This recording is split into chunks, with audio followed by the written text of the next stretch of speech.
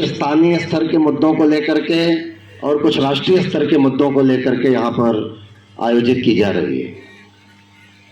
पहले मैं स्थानीय स्तर के मुद्दों पर चर्चा करूं अगर, तो जो सबसे पहला मामला है वो ये है कि एक RB 74 जारी किया गया रेलवे बोर्ड के द्वारा, जिसमें ये कहा गया कि जो PWDs हैं, जो दिव्यांगजन हैं, उनको पदोन्नतियों में आरक्षण दिया जाएगा और न केवल ग्रुप सी में बल्कि ग्रुप B के पदों में भी जो हमारा LDC LGS होगा उसमें भी उनके लिए पद चिन्हित करके उन्हें आरक्षित किया जाएगा।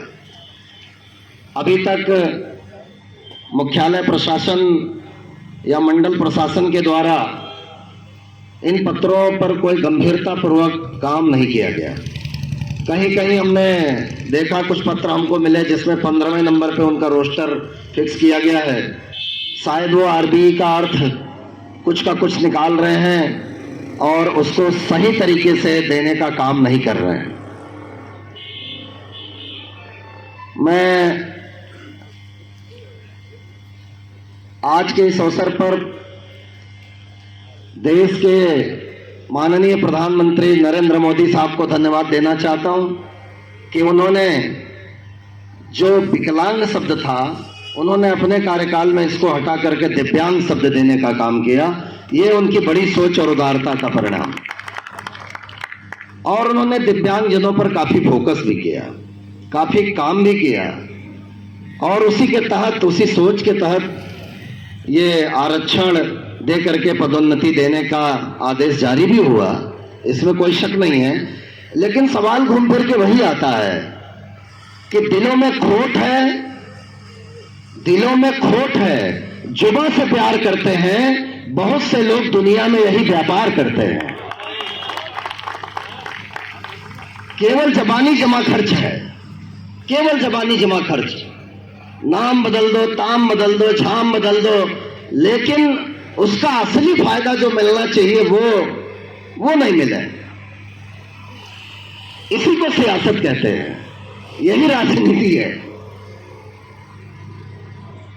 शब्द बाढ़ में ऐसे उलझावा, बोर्ड की चिट्ठी भी ऐसी निकली और जैसी निकली उसको वैसा ऐसे तमाम हमारे विद्वानों ने, जो हमारे IRPS बैठे हैं, उन्होंने उसका क्या अर्थ निकाला कि आज तक उसका लाभ जो है हमारे भाइयों को नहीं मिला और उनमें कितना आक्रोश है। उन्होंने किस तरीके से, हमारे आदरणीय महामंत्री कामरेड मुकेश गालब साहब ने जबलपुर मंडल और मुख्यालय के दिव्यांगजनों की एक मीटिंग बुलाई थी हेडक्वार्टर में, और उस मीटिंग में हमारे दिव्यांगजन भाइयों ने अपनी बहुत सारी पीड़ा व्यक्त की थी और उनके मुद्दों को गंभीरता से लेते हुए उन्होंने, आदरणीय गालब साहब ने रेलवे बोर्ड तक इस मामले को पहुंचाने का काम किया।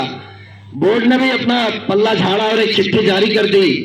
अभी मुख्यालय और मंडल के लोगों का काम बाकी है और आपको पता है कि मुख्यालय और मंडल में बैठे लोग सिर्फ इस तलाश में रहते हैं कि कैसे उनको पदोन्नति मिले, कैसे उनकी SR ठीक हो, कैसे उनको अपनी मनचाही जगहों पर पोस्टिंग मिल जाए, कैसे उनको गांधीवादी तरीके से फाइलें आगे बढ़ती रहे, उनकी तिजोरियां भरती रहे। इस चक्कर में लगे रहते हैं। उनको किसी दिव्यांगजन या किसी कर्मचारी या सीनियर सुपरवाइजर से कोई लेना देना नहीं है।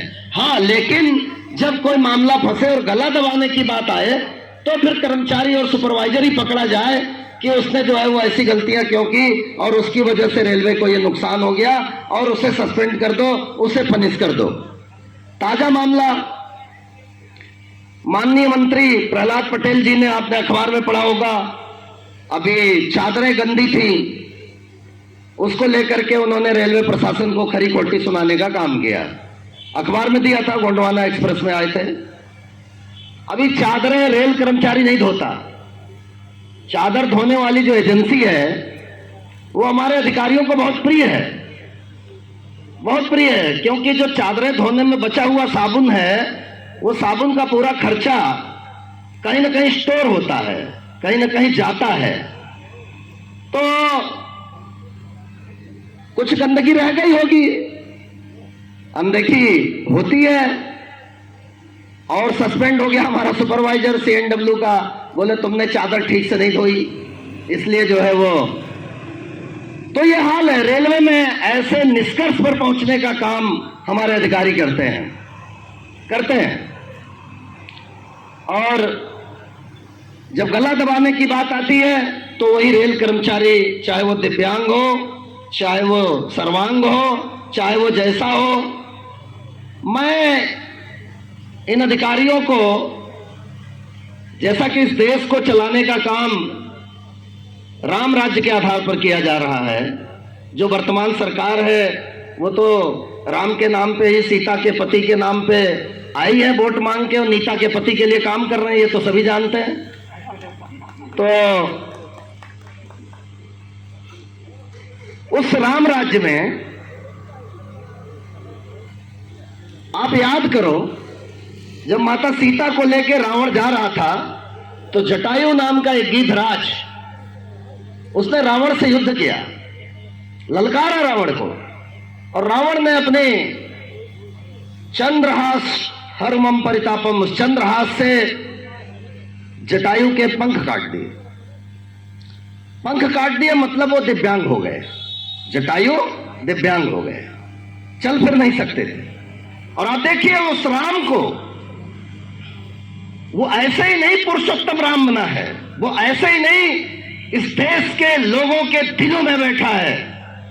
वो राम उस गिद्धराज जटायु से जहां वो पड़े थे वहां मिलने गए, पिता का दर्जा दिया, और जब उन्होंने प्राण छोड़ दिए तो अपने पिता का नहीं लेकिन उस दिव्यांग पक्षी का अंतिम संस्कार करके उसको अपना पद प्रदान किया। ये होना होता है राम। और सरकार चला रहे हैं राम के नाम पर, और दिलों में खोट है, जुबा से प्यार करते हैं। सियासत अवाम पे यही एहसान करती है, वो आंखें छीन लेती है और चश्मा दान करती है। यही सियासत है, आंखें निकाल लेंगे, दिख कैसे रहा है इस आदमी को, और फिर मोतियाबिंद के ऑपरेशन का मुफ्त में शिविर लगाएंगे और चश्मा पहनाएंगे काला काला, जिससे बाहर देख भी ना सको। यह सियासत है, इसको समझने की जरूरत है। और जैसा कि साथी आदरणीय ऊर्जावान अध्यक्ष कामेश सिंटो जी, साथी मनीष जी ने बताने का काम किया कि इन्होंने मुख्यालय प्रशासन को समय पर अपने तमाम 9-10 मुद्दों का, मांगों का मेमोरेंडम जारी किया था, जिसमें सीनियर सुपरवाइजर्स के अपग्रेडेशन का मामला है। रेलवे बोर्ड ने आरबीई 155/2022 जारी करने का काम किया, और उस आरबीई में ऑल इंडिया रेलवेज फेडरेशन पिछले 3 सालों से सीनियर सुपरवाइजर्स के अपग्रेडेशन की लड़ाई लड़ रहा था। मामला फाइनेंस मिनिस्ट्री में गया, डिपार्टमेंट ऑफ एक्सपेंडिचर में 2 साल पड़ा रहा, और एनसीजेसीएम की बैठक में पहले नंबर पे आइटम रख के आदरणीय महामंत्री कैबिनेट मुकेश गालत और आदरणीय महामंत्री कैबिनेट शिवगोपाल मिश्रा जी ने इस मुद्दे पर बोर्ड के आदेश जारी करवाए। बोर्ड के उस आदेश में क्लियर लिखा हुआ है, लेवल 1 की पोस्टें सरेंडर करके 1 दिसंबर 2022 से सीनियर सुपरवाइजर्स को 4800 और फिर 4 साल बाद 5400 का लाभ देना है 50% लोगों को। साथ ही साथ यह भी लिखा है, अगर लेवल 1 की पोस्टें खाली नहीं है तो ऊपर वाली पोस्टों को डाउनग्रेड करके सरेंडर किया जाए। इसके अलावा अगर इसके बाद भी मनी वैल्यू नहीं मिलती, मैचिंग सरेंडर नहीं मिलता, मैचिंग वैल्यू नहीं मिलती, तो वैकेंसी बैंक से पैसा निकाल करके और कर्मचारियों को लाभ दिया जाए। और लाभ देने की तारीख 1 दिसंबर 2022 तय की हुई है। जबलपुर मंडल में west central railway employ union ने डिविजनल पीएनओ आइटम बना के हमारे मंडल मंत्री ने तमाम कर्मचारियों को, केवल 2 कैडर बचा है, चीफ टिकट इंस्पेक्टर और नॉन पर्सनल क्लर्क, वो चीफ ओएस, इसके अलावा सारे लोगों को 4800 का लाभ दिलाने का काम किया। लेकिन उसके ऊपर सिर पर बैठा हुआ ये मुख्यालय प्रशासन, ये अभी तक इस काम को नहीं कर पाया है।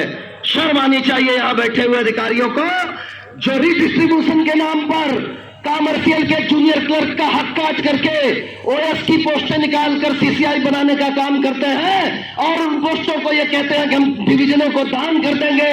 ऐसे अधिकारी, उन्हें शर्म आनी चाहिए कि वे अपने कर्मचारियों को 4800 और 5400 का लाभ नहीं दे पाए हैं। और उनकी इस मंशा को कामरेड मनीष और सिंटू ने पहचानने का काम किया और नोटिस दे करके उनको चेतावनी देने का काम किया है।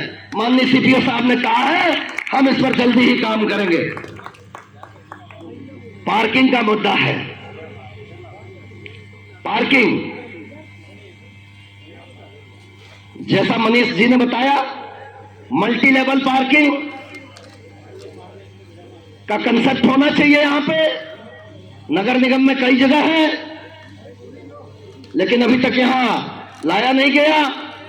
एक तरफ भारत सरकार कहती है सस्ते में लोन दे करके बैंकों को हिदायत है कि वो सस्ते में लोन दें, लोग कार खरीदें, और जब लोग कार खरीदने और ड्यूटी पे आए तो ये हमारे प्रशासन को अच्छा नहीं लगता कि हमारी बराबरी में कार लेकर के आ रहा, हम डिजायर से आ रहे हैं और वो क्रेटा से आ रहा है। ये ठीक नहीं है। तो उसको रखने की जगह ही नहीं देंगे, कार से आएगा कैसे? मोटरसाइकिल से ही आएगा। ये सोच ठीक नहीं है, ये बिल्कुल गंदी सोच है। हमने एक बार अपने डिविजनल पीएनएम में डीआरएम साहब को कहने का काम किया था। हमने कहा आप बात बराबरी की करते हो, participation of railway employees in management की बात करते हो, लेकिन आपके दिल में खोट है। आप नहीं चाहते हो कि कर्मचारी आपके बराबर खड़ा हो सके, मैनेजमेंट उसकी भागीदारी हो सके। अगर ऐसा होता तो आप कर्मचारियों का टॉयलेट के बगल में अधिकारियों का टॉयलेट रह सके, दोनों की गंदगी और दोनों की खुशबू का अंदाजा कर सकते हो कि अधिकारियों के टॉयलेट में कैसी खुशबू आती है और कर्मचारियों के टॉयलेट में कैसी गंदगी रहती है। बोले क्या कर सकते हैं इसमें, क्या उपाय है? मैंने कहा उपाय है, मैं बताता हूं। हमने कहा एक बार रतन टाटा जी टीसीएस में गए, वहां भी मैनेजमेंट का टॉयलेट बहुत अच्छा था और कर्मचारियों का टॉयलेट बहुत